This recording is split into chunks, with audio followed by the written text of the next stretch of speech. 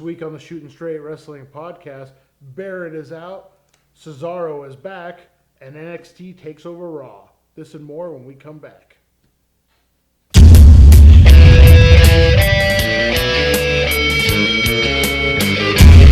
to be the man, you gotta beat the man, and I'm saying, woo! It's the man! What the rock! Oh, Pumpkin Austin 316 says I just whipped your ass.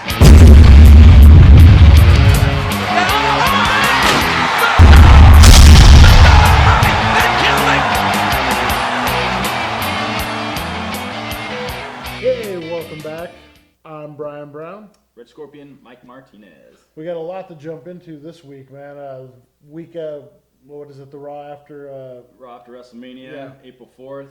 Great WrestleMania Raw, definitely. Yeah, a lot of returns, a lot of call-ups. You want to just jump right into it? Jump right into it, absolutely. All right. We'll come back with the Raw report.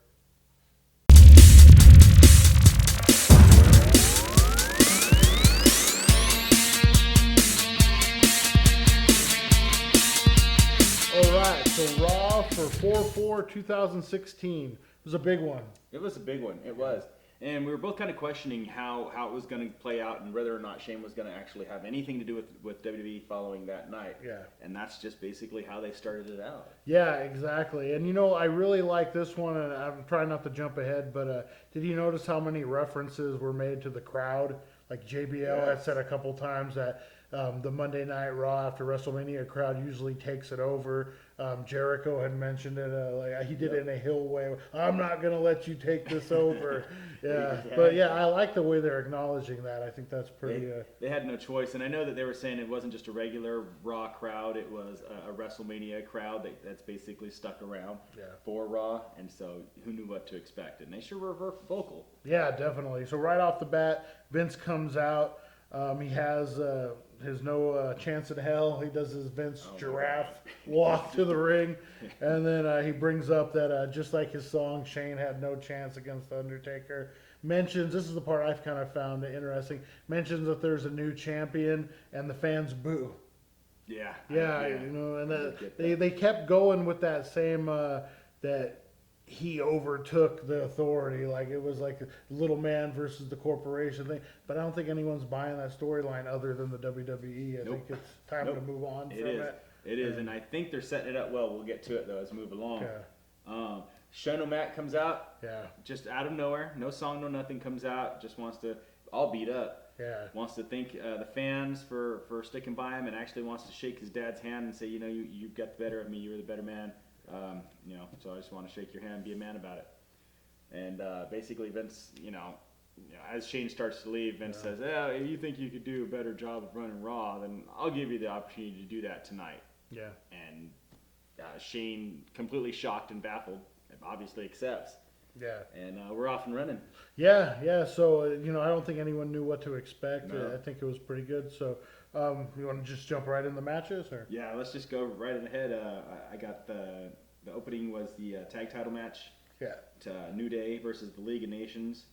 Again, New Day come out, entertaining promo. They had the final video left over from WrestleMania. Yeah. Just completely hilarious. I found it funny that Xavier was wearing the belt this time. I think they're going to go, especially with the Freebirds getting inducted, they're going to do the 3-man rule to where any of them can defend the title. When Demolition did the Freeboard rule a while back, it was always whichever two were wearing the belts were the one that were going to compete. Yeah. So that's how you knew who was going to compete that night. Yeah. There for a minute, I almost thought all 3 of them had a belt on because Kofi had that thing. So you couldn't really tell. Yeah. That was... So, but strangely enough, Xavier was not in the match, even though he had the belt on. Yeah. So they basically fooled us there. But I do like that fact, and I think that's important. And the only reason why I think that's important is because they need to keep the kayfabe other teams off guard. Yeah. You never know which two you're going to face. That was Demolition's big thing, and I think that it worked for them. And I think that the New Day, they're all 3 unique in the way they are. As long as Big E's in one half of that team. When you said Big E, I just pictured him pelvis thrusting. Oh, Lord. As soon as you said that. Your world tag teamed. Oh my god. Okay. Anyways, So they go over League of good Nations. match. Yeah, decent match. Pretty good match. They go over, and then afterwards. Yeah, they do their little whatever spot, and then the League of Nations call out Wade Barrett and basically kick him out of the League of Nations right then and there, which was about 30 seconds too soon because then the Wyatts come out of nowhere and jump the remaining members. So when they could have used that fourth guy, he was laying up on the side of the mat. But you know, I kind of like the idea for a 3-on-3, especially with Luke Harper out for right now. It's very interesting. I think the way they're doing it is kind of smart. It's heel versus heel. Yeah. Kicking. I don't know. I got a little bit of a face vibe coming off of the Wyatts. You think maybe they definitely got a face pop Yeah. in WrestleMania too. But again, they were up against The Rock too, and you know Cena's 50-50. But so I don't know. It's very interesting the way they're going to build it up. We all know that King Barrett had said a while back that when his contract comes up in June, he's pretty much hitting the bricks. He's done. So we were both just actually chatting about that. Maybe this is a way to kind of write him off. And and he just does house shows from then on. I don't see them running him as a face against the league. I mean, it doesn't serve anyone. Yeah, all it would do is just run him down, basically. You know what matchup in this that I don't mind? Seeing the first Braun Strowman match, I wouldn't mind seeing. What about him and Rusev one-on-one? That would two powerhouses too. Yeah, that might be an interesting matchup. Yeah. Definitely. There's all kinds of great possibilities in this one, and I think it showcases the stables. Right now, we know that there's injury to Bray Wyatt. He's still overcoming some back issues or whatever, so he has the ability to do the tag thing and kind of direct traffic in this. And I think that it's going to be really important for both factions and really to kind of really set the tone on where they're going to go and where they're going to set. But you think about it, Bray, Sheamus, Alberto. You know, they're already in the world title picture in my mind as potential players. You know, you build up Rowan and Strowman, probably Strowman more than Rowan, and Rusev, and you got some more players. Yeah, in that exactly. This could elevate all of them. It's definitely the painting is on the wall. Yeah, remember those Shield and Wyatt matches? Oh man, they were good matches. Good matches. So. I thought it was a great way to open up Raw, entertaining. It was actually a good match, and then we had all that stuff at the end. It was just like nonstop from one thing to another. I remember back in the day when they used to do stuff like that. Yeah. Segment to match to match. There is no downtime, especially filling that 3 hours. You know. So what do you think after that match? They kind of went into a video package or repackaging the Conquistadors to Puerto Rican now. Is that or Puerto Rico? Did you see that video package? I vaguely remember much of that. So basically it's Los Matadors. I'm sorry, Conquistadors. I knew who you were talking about, and I'm like, oh. So they're on the beach, and basically I thought it was a commercial for Puerto Rico, but it's both of them. I'm wondering if Carlito will come back. Carlito, yeah. That'd be kind of interesting. I think they need to do something with the Matadors. They really needed. They're trying to freshen them up with some heels, and people weren't really buying it. So I think. I don't know what the gimmick will be, but it's something. So. Yeah, that's pretty interesting. I'm pretty cool on it. Sometimes I have to flip and grab another beer or something like that. Yeah, so it was real quick. Things. Like I said, it was filmed just like a commercial, so you probably would have missed it. Yeah, definitely would have. Oh, that's interesting. So next up, we have Sasha and Summer Rae battling it out. Summer Rae calls her out. Sasha comes out, whips her ass into the story. Yeah, put Sasha over. It was a decent little match. And I'll give Summer Rae some credit because she's finally starting to look a lot better. She's still not there, but she's looking a lot better than when she first came in with Fandango. Yeah. I mean, she's actually able to do a lot more now than she was then. So. Sasha's still rocking those Eddie Guerrero tights and tributes to him. So that's pretty cool. that was really cool. Next we had, and this was one for me and you that we were shocked on that. How they were going to play it, but Baron Corbin is sticking around. He's going to stick around, and I think that's good. You know, he looked really good in his match.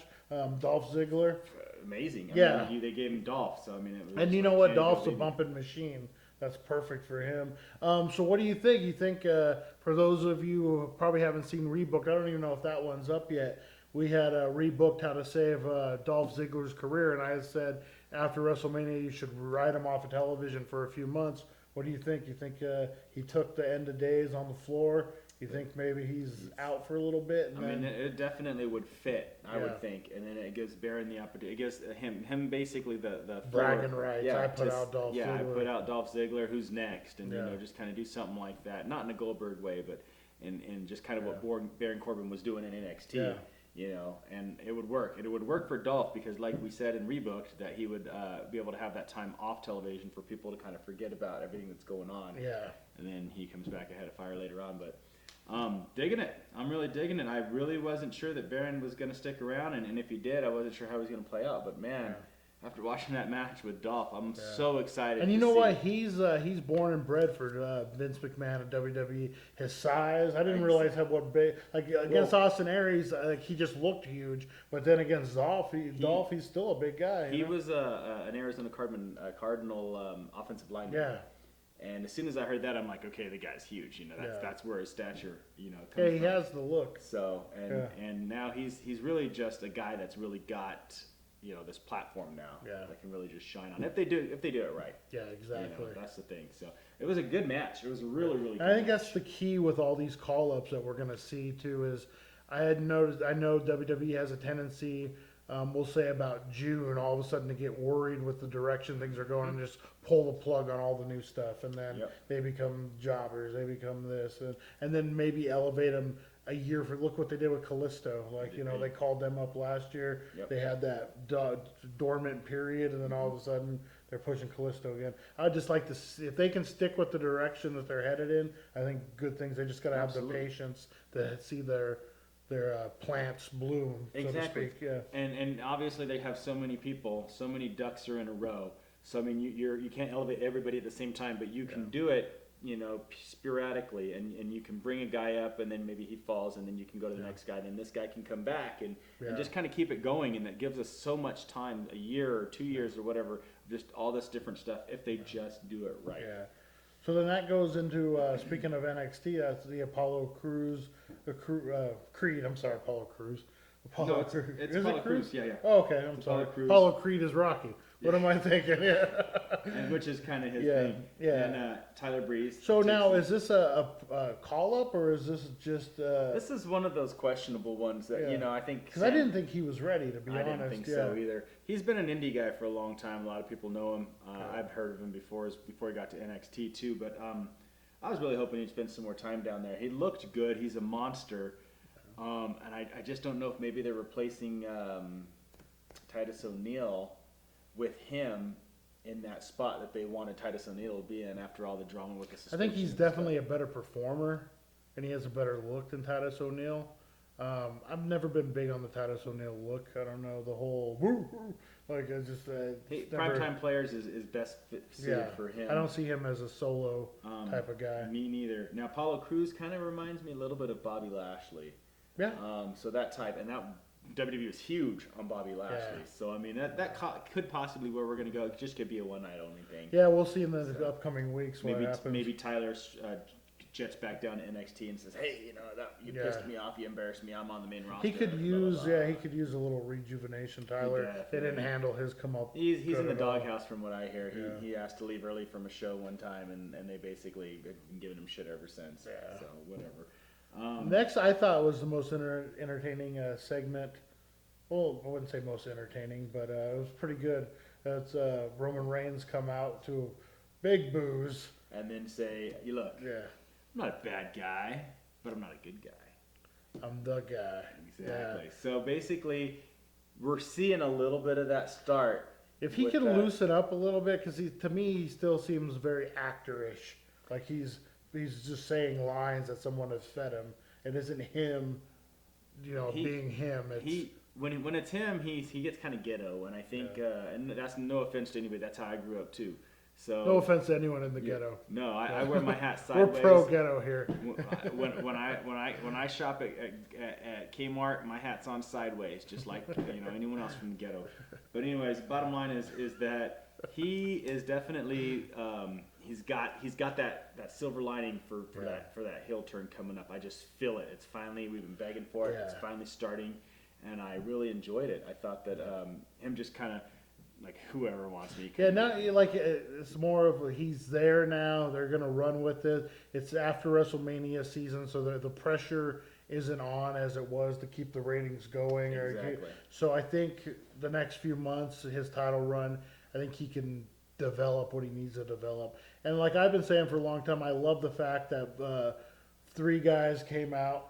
They're all contenders, Yep. and I think if they keep that going, hey, Four guys. 4 guys. It was Zayn, AJ, Kevin Owens, and Y2J. Yeah. Okay. Yeah. Oh, and then they had a 4-way match. Okay. Yeah. So you had 4 guys who, any of which could compete for the title today, and I think if they can just keep that idea in everyone's head, yeah, you have a whole roster of people that can face Roman Reigns. And exactly, and we were talking about Sami Zayn. Maybe he's not ready or whatever yet. Yeah. But what I like about that is just the fact that They planted a seed. Anybody can have it. Eventually, Sami Zayn's going to be there. There's no doubt about it. But I mean, it was just perfect because him and Kevin Owens got that incredible heat. And you know what that kind of shows, that they're recognizing NXT as a legitimate source that the WWE universe does recognize now. Before it was whatever happened there happened there. Yeah, and we don't think people are going to remember that when they come. Well, obviously they kind of are done with that now. Oh yeah, because you listen to the crowd. I mean, they were hanging on. Well, we'll get there in a minute on a promo that happened later on, but they're not stupid. They know exactly what's going on, and they're way into it. And I got to be honest with you, I'm digging it because I love NXT, and I'm thinking that if NXT were more like WWE, WWE would be a lot better to watch. It'd be a lot more successful. It'd be way more entertaining. A lot of people would be more interested in it. So there you go. That's it. Anyway. And it's my first time doing a podcast, and I forgot to turn off my phone. Sorry about that. I told you. All right, so that leads into. So anyway, so basically they have a big skirmish. Who wants to be the champion? He just kind of sits there and laughs at everybody fighting off, and then spears Y2J to pretty much close the segment. Yeah.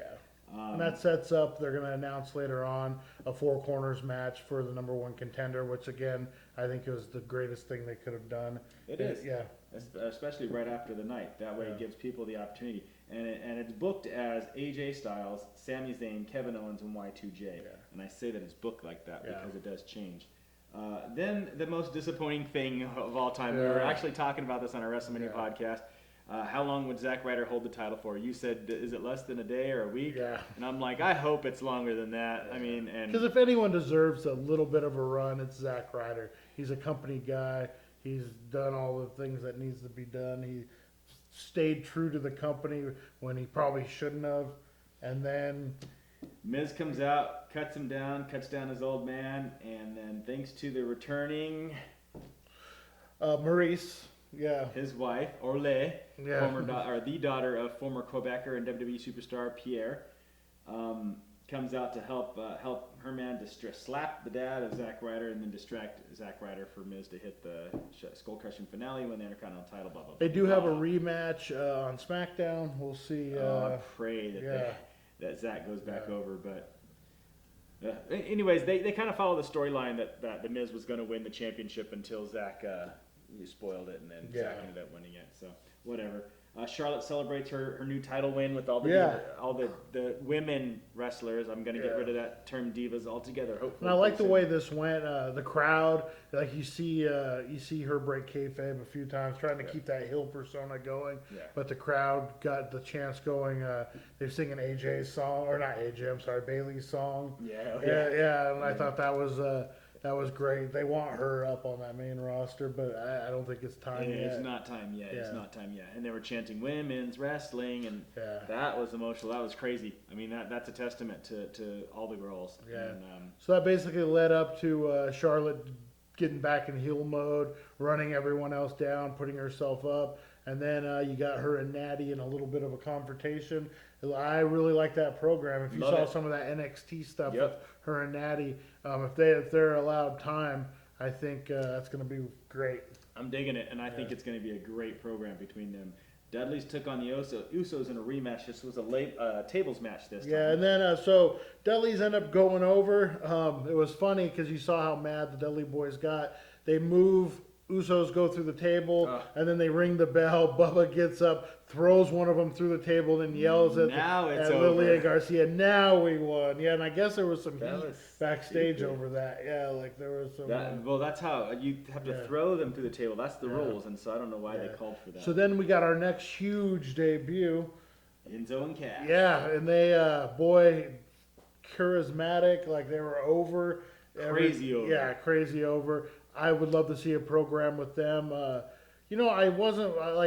Definitely got to put them over, but I'm not one for the Dudleys just to be jobbing for all these young guys. But they're in that Chris Jericho role. That's what they're going to do. Yeah, that's what they're there for. Yeah. So it'll be very exciting. I thought Enzo was crazy on the mic. The fans were eating every single word up out of his hand, and I'm excited. No, I am too. I think they're going to be. We were actually considering whether or not on our WrestleMania podcast they were going to show up, and we were 50-50 on it, and there you go. Definitely. Next was AJ in the main event beating Kevin Owens and Y2J. And backstage, Kevin Owens attacked Sami Zayn kayfabe, so he wasn't able to participate. So the next participant was Cesaro. Yeah, came out in a suit. No one thought he was going to wrestle, and he does old Chippendale style where he rips it off. And I love to see him back. And I love that they put him in a contender. They did it in a contender's position. And and surprise of all surprises, AJ Styles goes over, becomes the #1 contender. With the Styles crowd match. goes crazy. It was funny because I'm looking at my daughter and I go, "Oh my God!" And then they pan the crowd, and a guy in the crowd, "Oh my God!" just like me, and I'm like, "That's exactly." Yeah. So hopefully they're getting behind AJ, and hopefully they keep this. Obviously, they're taking him as a legitimate athlete, a legitimate star. Yeah, definitely. Definitely excited to see Cesaro and AJ kind of go at it there for a minute. I am excited to see that one. And if anyone has had their first match with Roman Reigns, I think AJ Styles could, not that Roman Reigns really needs it, but he kind of does his limited wrestling skills. I think AJ could carry and put on a really good match. They worked a little bit in Royal Rumble this year, and I saw that AJ really did some things for him. I think that would be. I think by putting him with veterans that have a huge move set, I think, because then you could have AJ maybe playing heel a little bit, just dominate. Roman Reigns comes back, he does his 5 moves, boom, kind of the old Hulk Hogan style. Kevin Nash, yeah. So that's Raw. That was Raw for this week. Awesome Raw. Yep, absolutely. We'll see what the ratings are. I think it's going to be huge. But when we come back, we'll do news and rumors. Hey,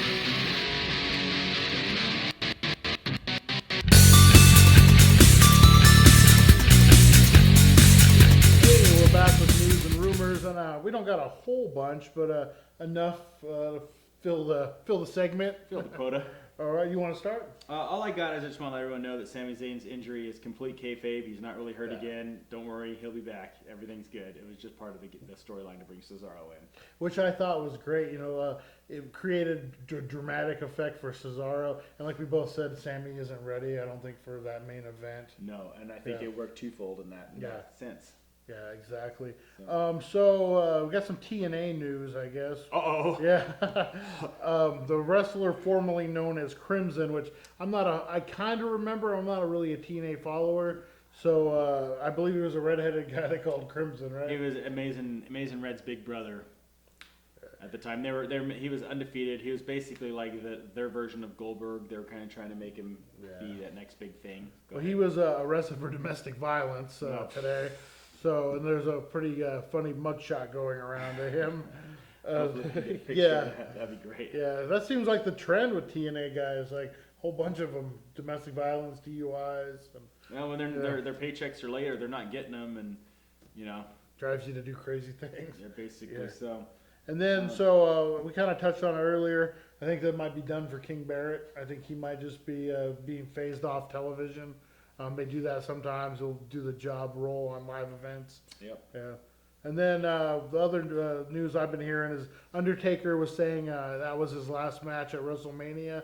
But just for on a side note, he has said that before, and he's also booked for the European tour. So we'll see if and that's just in a few months, right? Yeah. Well, so if he does the European tour, obviously it wasn't his last match, and I see more of a Ric Flair finale match for the Undertaker, not just a I'm gonna walk away. And not only that, the biggest thing was if Undertaker lost, he couldn't compete at WrestleMania ever again. So he won, so he's obviously going to be at 33. I mean, that's a no-brainer. So John Cena is still hurting. That's why he's not full-time back in WWE after his WrestleMania gig with The Rock. So he's still got some recouping to do. Yeah, like when I think we said earlier, this is the longest he's ever been out. He deserves a break. Like, he had to be burning out with how much he does. And he's the guy who's known for coming back, having surgery on his knee and come back 2 weeks later. Yeah. Or whatever it is. Yeah.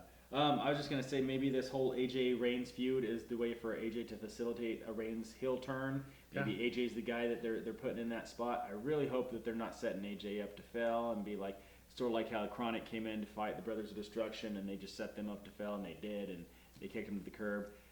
I just hope this isn't the way to do that to AJ. He's so talented. So now there was a rumor, or I guess it wasn't a rumor because there was photos, that Bullet Club, Doc and Carl were backstage at Raw. Do you see maybe them coming in to help AJ? Like, or do you see them just being backstage visiting and then doing an NXT gig? Or do you see them being up on the main roster? It's so hard right now to decide. I think now that Enzo and Big Cass are up on the roster, I think NXT definitely needs an extra presence. They've got a pretty decent tag team setup down there, but they probably need it better than WWE does right now. I think WWE is pretty stacked in terms of their tag team, but with AJ being there, I mean, like you had mentioned before on a podcast, Finn Balor's still there, and if they're going to do a Balor Club or whatever, that's kind of, I think that's the way to go. Just kind of leave AJ out of it, because I think they already got the Balor Club. You have to have Finn Balor in it. Like, so it's established. I think AJ can just do his own thing. And I think he's doing a good job so far. The way that they're directing him, I think that should just be left alone. Yeah, definitely. So and then so Brie Bella, I guess, is officially out for now. Yes.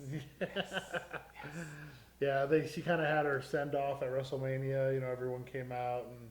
I don't know. I was using the restroom at the time, so hopefully it was pretty cool. So I don't know. She's been there for a while. We'll see what happens. What do you think with Daniel Bryan? Do you think they had that weird thing where they were going to have appreciation night, and then he had to pull out for medical reasons.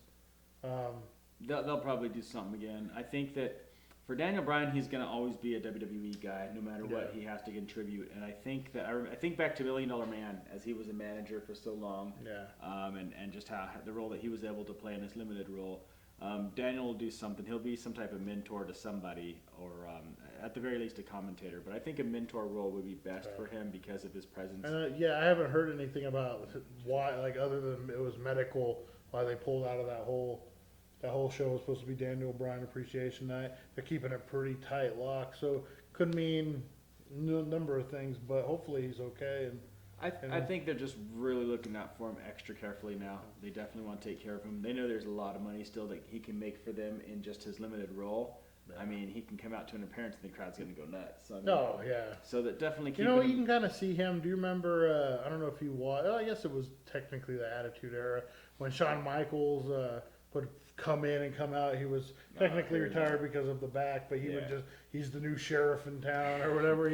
Whatever gimmick they would have him do. Of course, at that time he was high out of his mind and nothing stuck. But I mean, I can kind of see Daniel Bryan coming in. The only thing that was stuck was him and his mind. Yeah.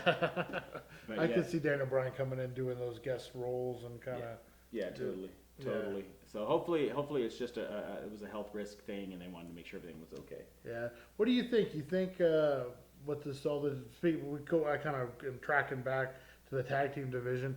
They're revamping, like we said, the Los Matadors. They're doing a couple. You think they're gonna revamp that whole tag division, kind of make it a little more competitive, or? I think so. I think they're gonna definitely tweak it with the call ups.